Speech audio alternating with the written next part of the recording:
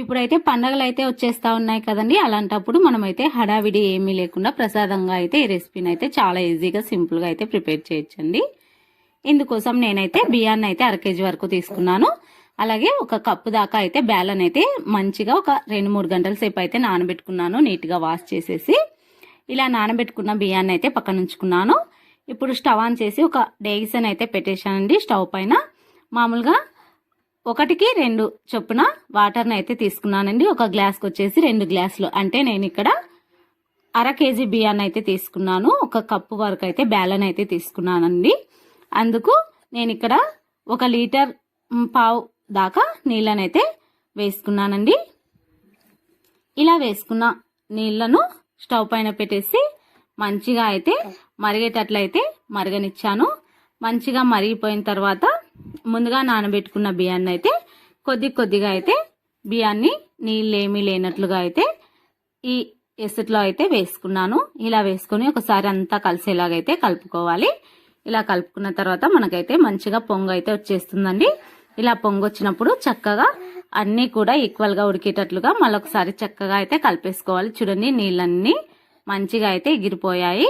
ఇప్పుడు మళ్ళీ మనమైతే ఒక 2-3 నిమిషాలు అయితే మూత పెట్టుకొని మంచిగా అయితే ఎక్కడ కూడా ఈవెన్గా ఎక్కడ కూడా మెతుకులు లేనట్లుగా నీట్గా వీడియోలో చూస్తున్న విధంగా మెతుకులేమీ లేనట్లుగా అయితే వీడియోలో చూస్తున్న విధంగా ఇలా ఒక గింజ పట్టుకొని ఇలా అన్నామనుకోండి, ఇలా మంచిగా అయితే ఉడికిపోవాలి. ఇప్పుడు మళ్ళీ ఒక 2 నిమిషాలు అయితే నాకు ఇక్కడ కొద్దిగా వాటర్ ఉన్నట్లుగా అనిపిస్తున్నాయండి. ఇవి కూడా ఎగిరిపోయేటట్లుగా అయితే మళ్ళీ మూత పెట్టేసి ఒక్క 2 నిమిషాలు అయితే మగ్గించుకుంటున్నానండి.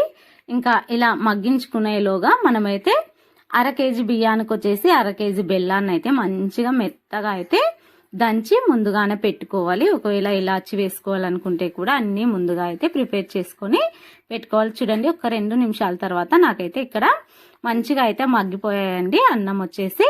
ఇప్పుడు నాకు ఇక్కడ ఎలాంటి నలకలు కూడా లేని బెల్లాన్ని అయితే యూజ్ చేస్తున్నానండి.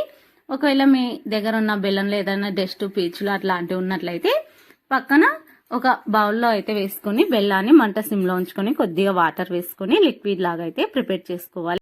అలా లిక్విడ్ లాగా ప్రిపేర్ చేసుకున్న బెల్లం నీళ్ళని అయితే ఒక జాలరీ సహాయంతో అయితే ఫిల్టర్ చేసుకొని ఇంకా ఈ టైంలో అయితే మంచిగా అన్నం మెతుకులు లేనట్లుగా ఉడికిపోయిన తర్వాత ఇంకా ఆ వాటర్ని అయితే బెల్లం సిరప్ను అయితే ఫిల్టర్ చేసుకొని డైరెక్ట్గా వేసుకొని చక్కగా అంతా కలిసేలాగా అయితే ఒకసారి కలుపుకోవాలి. చూడండి, ఇలా మనం బెల్లం వేసిన తర్వాత తొందరగా అయితే అంతా కూడా కాదండి, ఇలా గరిటెతో వీడియోలో చూస్తున్న విధంగా ఇలా అన్నామనుకోండి చాలా ఈజీగా అయితే అంతా కలిసేలాగైతే కలిసిపోతుందండి. ఇప్పుడు మనం ఎక్కడైనా చిన్న ఉండల్లాగా ఉంటాయి కదండి, అవి కూడా మొత్తం స్మాష్ కావాలంటే ఒక్క నిమిషం పాటు మనం మూత పెట్టి మంట సిమ్లో ఉంచినట్లయితే ఎక్కడ కూడా చిన్న ఉంటల్లాగా ఉన్నవి కూడా చక్కగా అయితే ఈ వేడికి కరిగిపోతాయండి. మళ్ళీ ఒక్క 2 నిమిషాలు మంచిగా మగ్గించుకున్న తర్వాత ఎక్కడా కూడా లేదు. చూడండి, ఇంకా మనం మొత్తం బెల్లం అంతా అన్నంలో కలిసిపోయేటట్లుగా మొత్తం కింద నుంచి పైకైతే కలిసేటట్లుగా మొత్తం బెల్లపు సిరప్ మొత్తం అన్నానికి అయితే పట్టేటట్లుగా అయితే వీడియోలో చూస్తున్న విధంగా అనుకోవాలండి. చాలా ఈజీగా అయిపోతుందండి. ఇప్పుడే బెల్లం వేసిన తర్వాత ఒక్క నిమిషం తర్వాత అయితే ఇలా చేసుకోవాలి. లేకపోతే కింద అంతా అన్నం లాగా అయితే ఉండిపోతుంది. కలపకపోయేసరికి మొత్తం కలుపుకోవాలండి. వీడియోలో చూస్తున్న విధంగా కింద నుంచి పైకి అయితే చూపిస్తున్న విధంగా కలుపుకోవాలి. కంపల్సరీ ఈ విధంగా కలుపుకున్నట్లయితే ఎక్కడా కూడా చప్పగా లేనట్లుగా అంతా కూడా ఒకే విధంగా ఉంటుంది. ఇప్పుడు మనం స్టవ్ ఆఫ్ చేసుకొని పక్కన ఉంచుకోవాలి.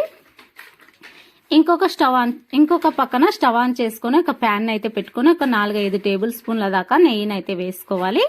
ఇలా వేసుకున్న నెయ్యిలో మీ దగ్గర ఉన్నట్లయితే డ్రై ఫ్రూట్స్ వేసుకోండి. ఇక్కడ నా దగ్గర పల్లీలు, కొన్ని గుమ్మడి గింజలు, అలానే కొద్దిగా జీడిపప్పులు అయితే తీసుకున్నాను. పండగల పూట హడావిడి ఏమీ లేనట్లుగా ఇలా సింపుల్గా అయితే ప్రిపేర్ చేసుకోండి. నోట్లో వేసుకుంటే అలా కరిగిపోతుందండి. నెయ్యి ఫ్లేవర్ అయితే చాలా బాగుంటుంది, చాలా టేస్టీగా ఉంటుందండి. ప్రసాదం వచ్చేసి చాలా సింపుల్గా చేసుకునే ఈ స్వీట్ రెసిపీ మీకు నచ్చినట్లయితే లైక్ చేయండి. మీ ఫ్యామిలీ మెంబర్స్ అలాగే ఫ్రెండ్స్కి షేర్ చేయండి.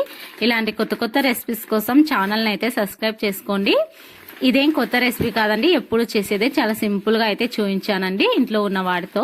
వీడియో నచ్చినట్లయితే లైక్ చేయండి. ఇలాంటి మరిన్ని వీడియోస్ కోసం ఛానల్ ని సబ్స్క్రైబ్ చేసుకోండి. Thank you for watching. మన ఛానల్లో అయితే చాలా వరకు అయితే వడియాల రెసిపీస్ అయితే చాలా వరకు అయితే ఫేమస్ అయ్యాయండి. చాలా సింపుల్ వేలో ఎలా వడియాలు చేసుకోవాలి, మార్కెట్ స్టైల్లో మామూలు వడియాలు ఎలా పెట్టుకోవాలి అనేది అయితే నేనైతే వీడియోలో చాలా వీడియోస్ అయితే చేశానండి. ఇంట్రెస్ట్ ఉన్న వాళ్ళు ఒకసారి ఛానల్లోకి వెళ్ళి అయితే చెక్ చేసి మీకు ఏమైనా ఇంట్రెస్ట్ ఉంటే అలా ట్రై చేయండి. వీడియో నచ్చినట్లయితే లైక్ చేయండి. Thank you.